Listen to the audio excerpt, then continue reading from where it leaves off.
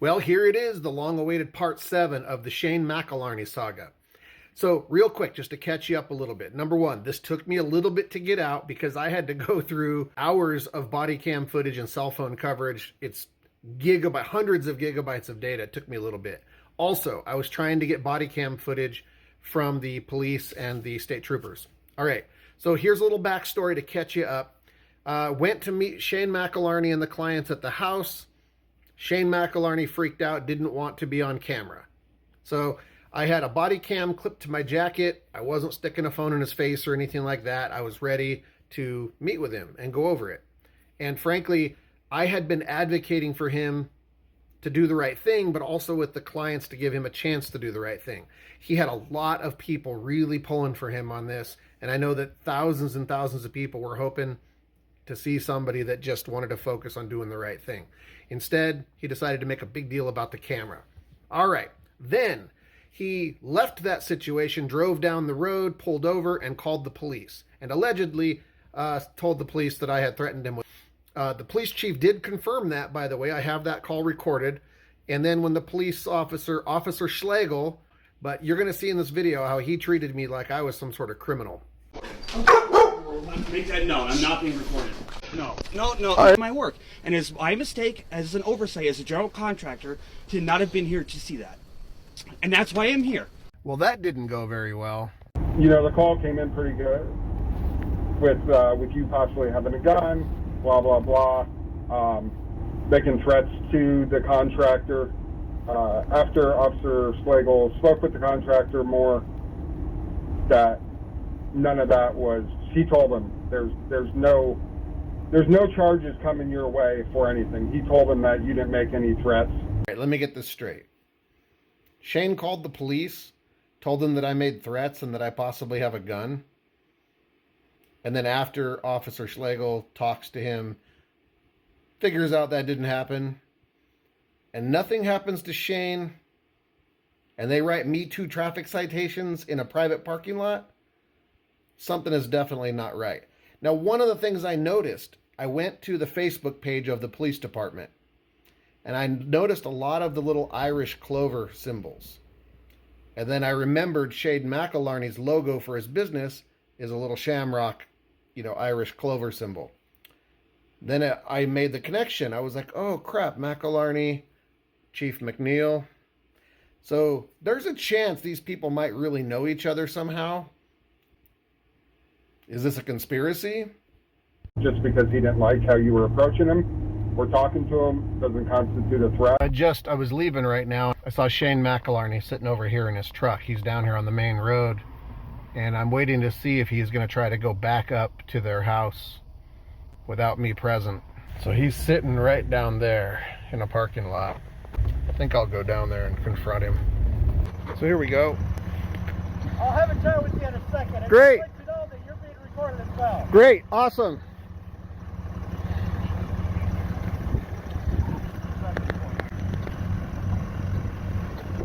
What's going on today? How you doing today? I'm Shane. How are you? Can I get your name and your badge number? Officer Schlegel, Salem Township Police. Very nicely done. Thank you for being professional. Oh, not going to fist bump. I ain't going to fist bump you because I make it look like I'm taking something. I got it. You want me to be professional, I'll be professional. Yep, no problem. So what's going on today? Well, obviously I'm covering this as a journalist right now.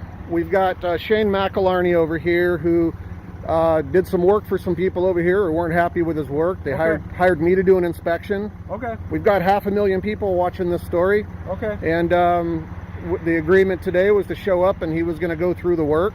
Okay. And we were going to talk about a resolution and what he was going to do for them. Okay. And when he got there, he said, I don't want to be recorded, and left. Okay. That's what happened. So I saw him parked over here.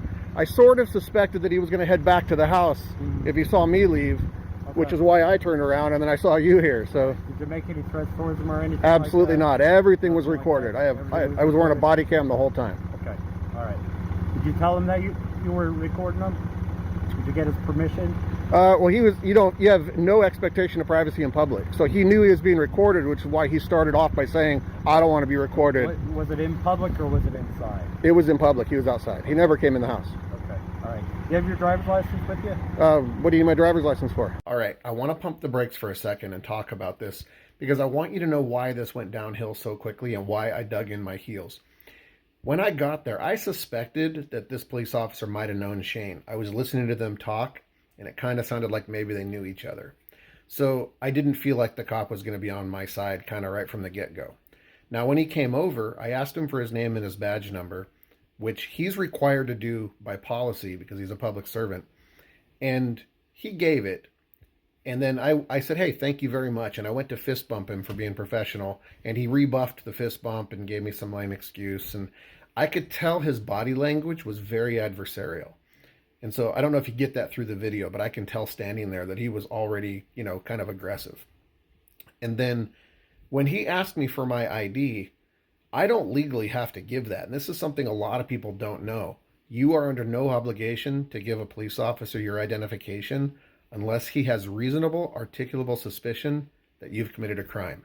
That's in every state. So I knew that I didn't legally have to give him my ID. Now, if he had asked me for it nicely, I would have given it to him. I had no issue. I don't want anybody to think that I'm anti-police because I am not. But I do want to be treated with respect, and I want my rights to be respected. And he very clearly wasn't going to do that. And so I dug in my heels on this one, and I kind of felt like the story was going to go a different direction. But anyway, continue watching, because he calls back up, and he tries to get the state troopers to force me to give my ID. And to be honest, all he had to do was ask nicely for it. And one other thing, you'll notice that the officer immediately starts asking me questions that are designed for me to incriminate myself, so he could put handcuffs on me and take me to jail. And I was well aware of that. Well, you're part of an investigation, so I do have the right to identify you. You actually don't unless you suspect me of committing a crime. I do, sir. Sorry, you don't. Do, sir. Okay. All right. So this is going to turn into a different story now, but you have to have reasonable, articulable suspicion that I've either committed a crime or I'm going to. No, sir. Otherwise, you have no right. You're part of. I have a Fourth Amendment right to be secure in my person and property. You cannot seize that, and you are going to violate my constitutional rights. Identifying yourself has nothing to do with the Fourth Amendment. Look, I'll tell you that my name is Preston. All I need is your name and your date of birth and a phone number. You're going to get my first name. That's what you're going to get. Right. My first name is Preston, and other than that, you have no right to know who I am. If you want to go ahead and continue this, I'll just call for backup. Hey, that's fine with me. I'm gonna get my jacket so I can stay warm. Officer, do you suspect me of committing a crime? You are part of an investigation. I never said that you committed a crime, but you still have to identify yourself. Can you get a supervisor here, please? I'm formally requesting a supervisor, sir. All right, so I'm going to lock my car just in case they decide to do something stupid.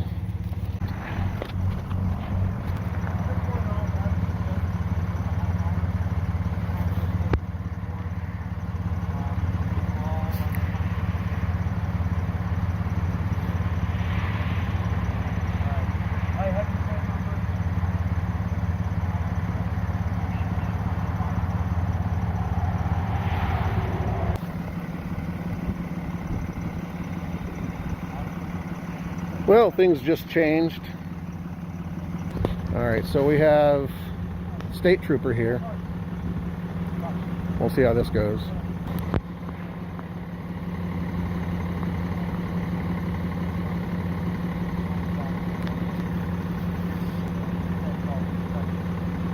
He called me a so-called inspector. Nice. Great.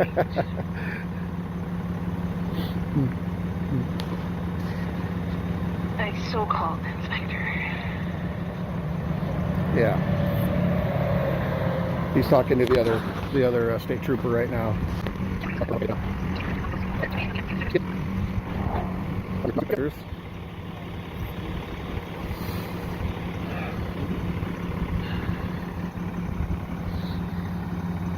And we got Shane Mcalarney. Wow, it's quite a party here today.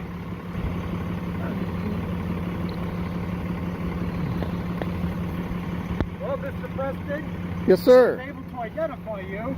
Good job. Okay. You have an expired driver's license. I don't have out of Pennsylvania, so at this time you're going to be receiving a citation. That's great. I have a license. New York license with me. Okay. Well, since you don't want to provide your New York driver's license. I wasn't part of a traffic stop. Okay. All right. Well.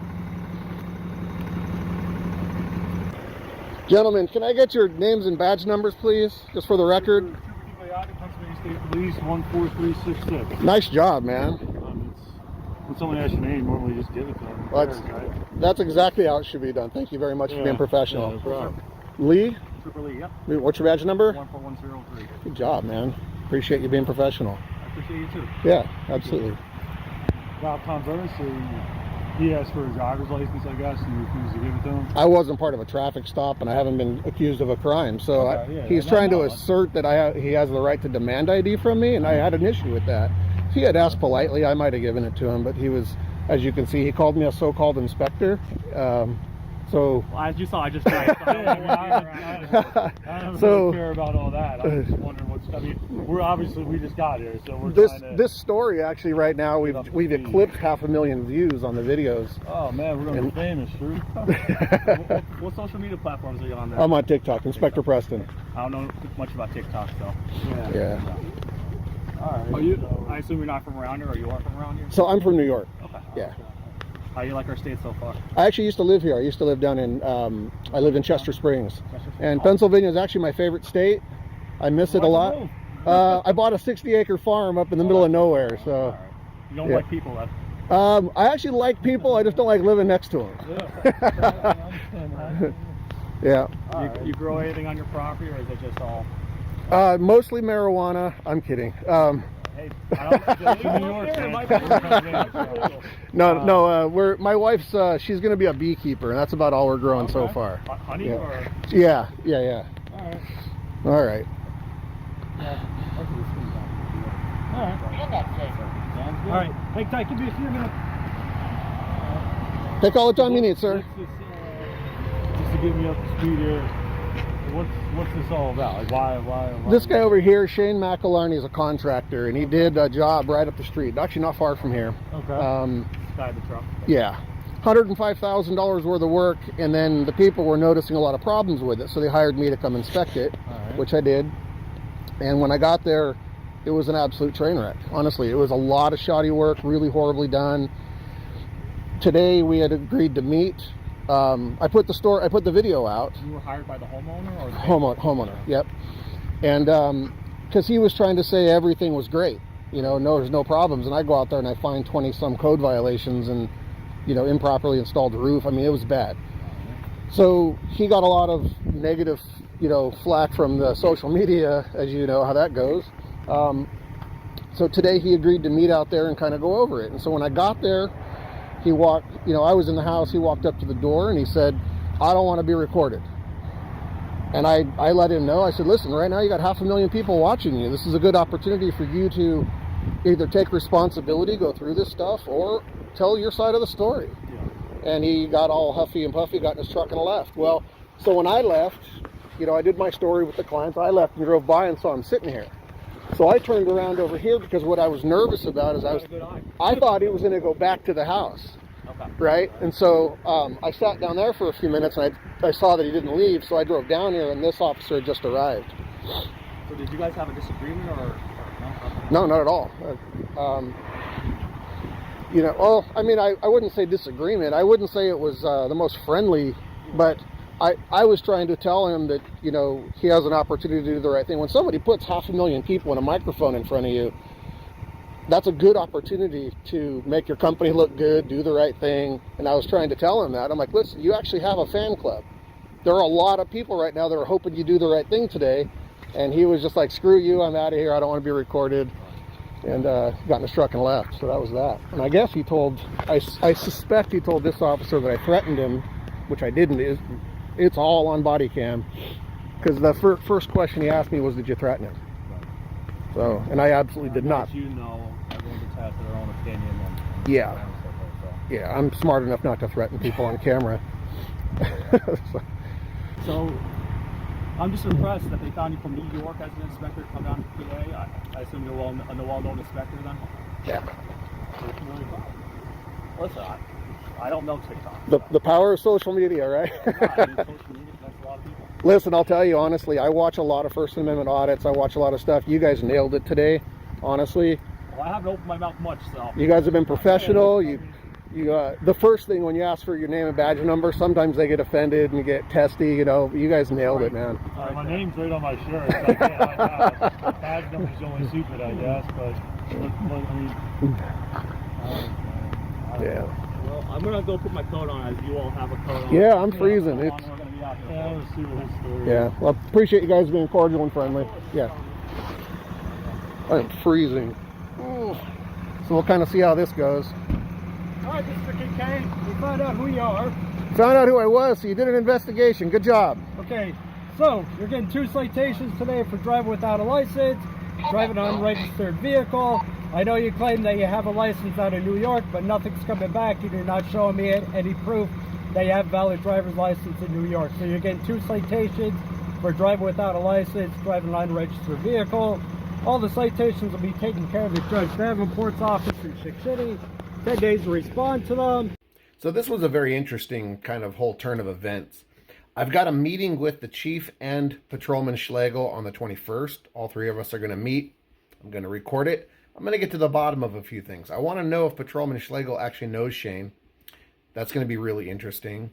And then I also want to kind of, you know, edify and discuss with the patrolman the whole topic of police not being able to identify people unless they have reasonable, articulable suspicion of crime.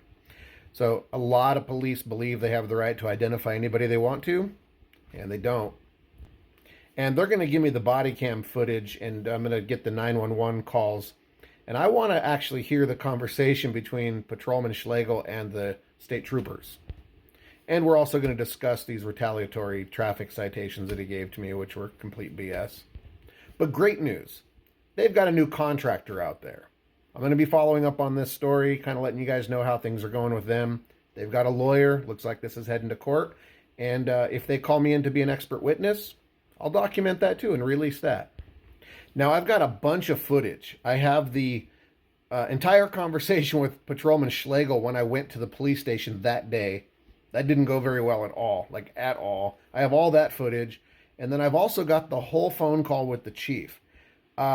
I don't know if I'm going to release those or not. I actually don't know if anybody's interested in those. Leave your message in the comments. Let me know if you guys want to see those. And if so, maybe I'll post a part 8 and a part 9.